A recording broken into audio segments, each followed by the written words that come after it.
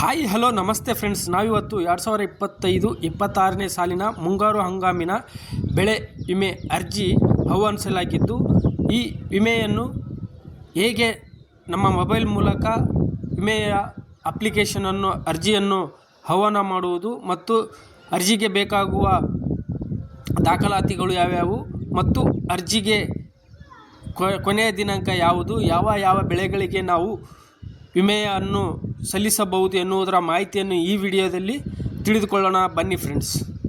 ನಾವು ಮೊದಲನೇದಾಗಿ ಪ್ರತಿ ವರ್ಷ ಮುಂಗಾರು ಹಂಗಾಮಿನಲ್ಲಿ ರೈತರು ನೈಸರ್ಗಿಕ ವಿಪತ್ತುಗಳು, ಅತಿಯಾದ ಮಳೆ, ಬರ, ಬೆಂಕಿ, ಕೀಟಗಳ ದಾಳಿ ಮುಂತಾದ ಕಾರಣಗಳಿಂದ ಬೆಳೆ ನಷ್ಟ ಅನುಭವಿಸುತ್ತಾರೆ. ಇಂತಹ ಸಂದರ್ಭಗಳಲ್ಲಿ ರೈತರು ಆರ್ಥಿಕ ನಷ್ಟವನ್ನು ಪರಿಹರಿಸಲು ಪ್ರಧಾನ ಮಂತ್ರಿ ಫಸಲ್ ಬಿಮಾ ಯೋಜನೆ ಅಡಿಯಲ್ಲಿ 2025-26ನೇ ಸಾಲಿನ ಮುಂಗಾರು ಬೆಳೆ ವಿಮೆ ಅರ್ಜಿಯನ್ನು ಆಹ್ವಾನಿಸಲಾಗಿದ್ದು, ಈ ಯೋಜನೆಯಡಿ ರೈತರು ತಮ್ಮ ಬೆಳೆಗಳಿಗೆ ವಿಮಾ ರಕ್ಷಣೆಯನ್ನು ಪಡೆಯಬಹುದು.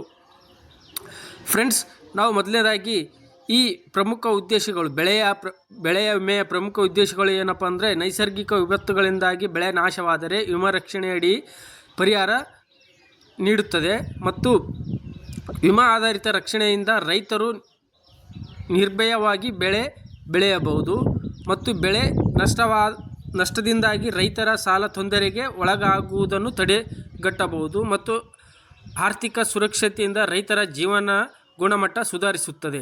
ಇದೇ ಥರ ನೀವು ಕೂಡ ನಿಮ್ಮ ಬೆಳೆಯ ವಿಮೆಯನ್ನು ಮಾಡಿಸಿ.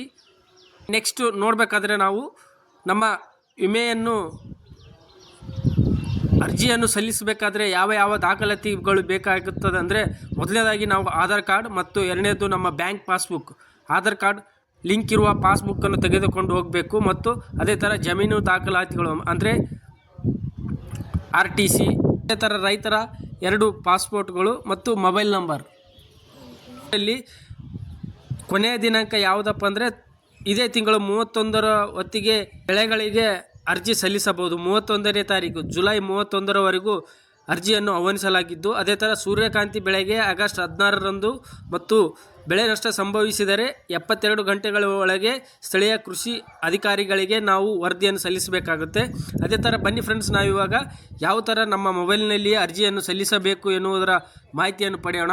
ಮೊದಲನೇದಾಗಿ ನೋಡ್ಬೋದು ಫ್ರೆಂಡ್ಸ್, ನಾವಿವಾಗ PMFBY ನೋಡ್ಬೋದು ಫ್ರೆಂಡ್ಸ್. ಇಲ್ಲಿ PMFBY ಈ ವೆಬ್ಸೈಟ್ಗೆ ಬಂದು ಕೂಡ ಇಲ್ಲಿ ನಾವು ಮೊದಲನೇಗೆ ರಿಜಿಸ್ಟ್ರೇಷನ್ ನೋಡ್ಬೋದು. ರಿಜಿಸ್ಟ್ರೇಷನ್ ಮಾಡಿಕೊಂಡು ನಮ್ಮ ಬೆಳೆಗೆ ವಿಮೆಯ ಅರ್ಜಿಯನ್ನು ಸಲ್ಲಿಸಬಹುದು. ಅದೇ ಥರ ನೋಡ್ಬೋದು ಫ್ರೆಂಡ್ಸ್. ನೆಕ್ಸ್ಟ್ ನಾವು ಸಂರಕ್ಷಣೆ ವೆಬ್ಸೈಟಿಗೆ ನೋಡ್ಬೋದು ಫ್ರೆಂಡ್ಸ್. ಇಲ್ಲಿ ಸಂರಕ್ಷಣೆ ವೆಬ್ಸೈಟ್ ಇದೆಯಲ್ಲ, 2025-26 ಕೆಳಗಡೆ ಖರೀಫು ಮತ್ತು ನೆಕ್ಸ್ಟ್ ಇಲ್ಲಿ ಮುಂದೆ ಗೋ ಅಂತಿದೆಯಲ್ಲ ಫ್ರೆಂಡ್ಸ್, ಅದನ್ನು ಕೊಡಬೇಕಾಗುತ್ತೆ.